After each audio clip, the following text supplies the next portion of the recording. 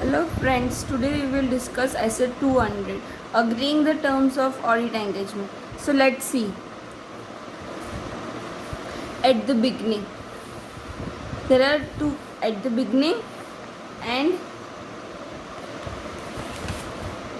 during the audit. First we will see at the beginning. The objective of the auditor is to accept or continue an audit engagement only when the basis upon which it is to be performed has been agreed through establishing whether precondition for an audit are present and confirming the common understanding between the auditor and management and those charged with governance of the terms of audit engagement.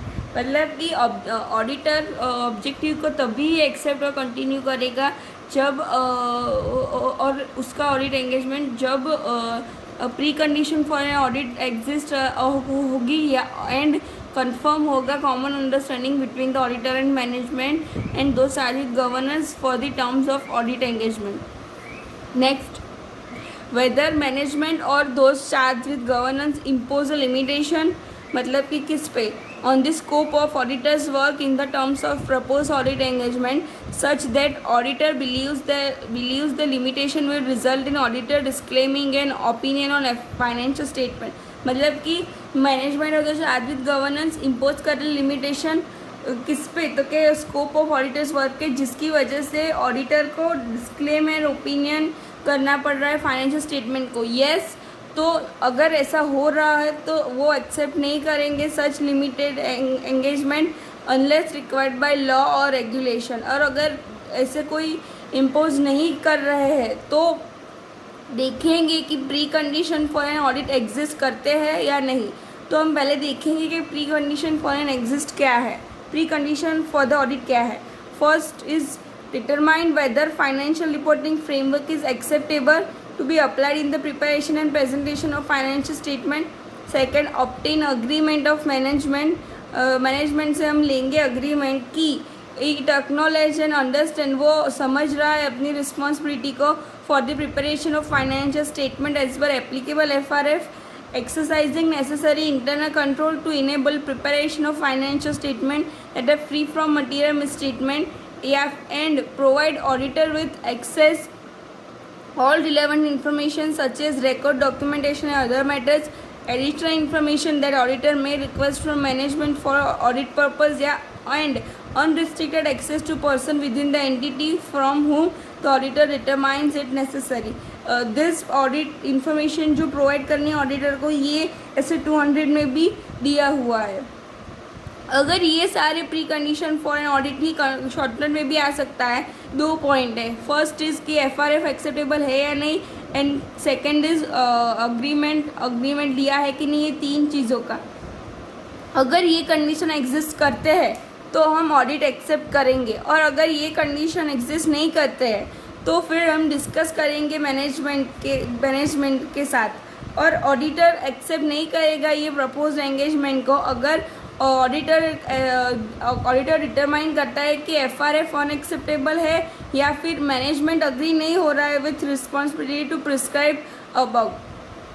अगर ये दोनों इनमें से कोई एक भी हुआ कि अगर ऑडिटर को लग रहा है कि अनएक्सेप्टेबल, ऑडिटर डिसाइड करता है कि वो अनएक्सेप्टेबल है और मैनेजमेंट भी या फिर मैनेजमेंट अग्री नहीं कर रहा है, तो हम ये ऑडिट एंगेजमेंट एक्सेप्ट नहीं करेंगे. ये at the beginning of the audit में फर्स्ट ये लिमिटेशन का था, and second is recurring audit. The auditor assess whether circumstances revision in terms of audit engagement and whether there is a need to remind the entity of existing terms of audit engagement required. मतलब कि auditor assess करता है कि audit engagement का terms revision करने की ज़रूरत है या फिर उनको याद दिलाने की ज़रूरत है एग्जिस्टिंग टर्म्स ऑफ कंडीशन को. अगर ये दोनों ज़रूरत है तो हम न्यू एंगेजमेंट लेटर देंगे एंड या फिर अदर रिटर्न अग्रीमेंट. और अगर ज़रूरत नहीं है तो कोई फर्दर ड्यूटी नहीं होती है. अगर ज़रूरत है, अगर रिविजन की ज़रूरत है ऑडिट एंगेजमेंट के टर्म्स में, या फिर उनको एग्जिस्टिंग टर्म्स रिमाइंड करने की ज़रूरत है तो अब न्यू एंगेजमेंट लेटर या कोई अदर एग्रीमेंट लेटर भेजेंगे और उसके सर्कमस्टेंसेस क्या होगी जिसमें रिविजन करना पड़ेगा। तो ये उसके सर्कमस्टेंसेस है। Indication that entity misunderstood the objective and scope of audit, कोई इंडिकेशन जिससे हमें लगता है कि एंटिटी मिसअंडरस्टूड कर रही है ऑब्जेक्टिव और स्कोप ऑफ ऑडिट को, या फिर रिवाइज्ड और special terms of audit engagement, recent changes of senior management, significant changes in ownership या फिर सिग्निफिकेंट चेंजेस नेचर और size of entities business, change in legal or regulatory requirement, change in FRF applied in या फिर adopted in preparation of financial statement या फिर other reporting requirement। ये as a short note पूछ सकते हैं जिसमें 8 मैटर है। फर्स्ट ये इंडिकेशन या फिर कोई रिवाइज्ड टर्म्स ऑफ स्पेशल या फिर recent change of senior management, significant changes in ownership या नेचर या चेंज इन नेचर और साइज ऑफ एंटिटीज या फिर लीगल और रेगुलेटरी रिक्वायरमेंट में चेंज, FRF या जो अप्लाई हो रहा है अडोप्ट हो रहा है प्रिपरेशन ऑफ फाइनेंशियल स्टेटमेंट उसमें चेंज या फिर कोई अदर रिपोर्टिंग रिक्वायरमेंट। तो ये सर्कमस्टेंस है जिसमें हम रिविजन करेंगे। और तो ये फर्स्ट पार्ट था at the beginning of the audit. अब हम देखेंगे उसमें लिमिटेशन इम्पोज किया हाँ तो नहीं करेंगे। अगर लिमिटेशन इम्पोज नहीं किया तो प्री कंडीशन है, अगर है तो एक्सेप्ट करेंगे, अगर नहीं है तो डिस्कस विथ मैनेजमेंट करेंगे, और अगर नहीं लगा कि अनएक्सेप्टेबल है तो हम नहीं एक्सेप्ट करेंगे। उसमें रिकरिंग ऑडिट में अगर ऐसा रिविजन ऑफ टर्म है या फिर एंटिटी को existing terms of engagement remind कराने की ज़रूरत है तो हम न्यू एंगेजमेंट लेटर भेजेंगे। और ये सर्कमस्टेंसेस है अंडर विच हम न्यू एंगेजमेंट लेटर भेजेंगे। अब during the course of audit में क्या आएगा, prior to completing audit engagement, prior to completing audit engagement, auditor is required to change audit engagement that conveys a lower level of assurance. The auditor shall determine whether there is a reasonable justification for doing so. अगर audit engagement complete करने से पहले auditor को requirement हुई change करने की auditor engagement की जो लोअर लेवल ऑफ अश्योरेंस को कन्वे करता है, तो ऑडिटर डिटरमाइन करेगा कि अगर रिजनेबल जस्टिफिकेशन ये करने का है या नहीं। अगर if terms are change and auditors if terms of audit engagement change, the auditor and management agreed on and record new terms of audit engagement in engagement letter। अगर चेंज हो जाते हैं एंगेजमेंट और ऑडिटर एंड मैनेजमेंट अग्री कर जाते हैं तो हम न्यू टर्म्स लिख लेंगे ऑडिट एंगेजमेंट लेटर में।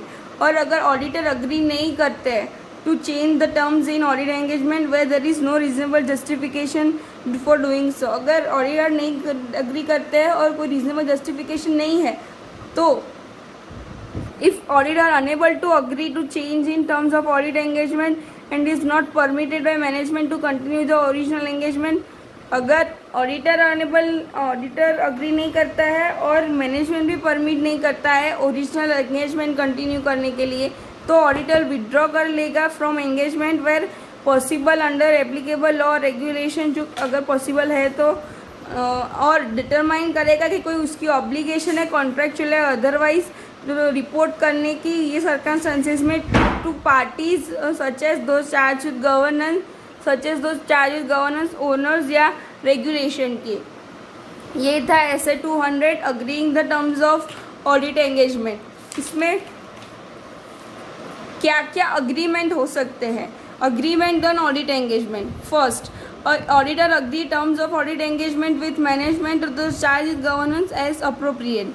Agreed terms of audit engagement recorded in audit engagement or otherwise suitable form of written agreement shall include, क्या क्या इंक्लूड होगा तो कि objective and scope of audit of financial objective of scope of audit include होगा, responsibility auditor और management की include होगी, identification of applicable financial reporting framework for preparation of financial statement और reference to expected form and content of any report which are issued by auditor and statement that there may be situation in which such report may differ from above form and content।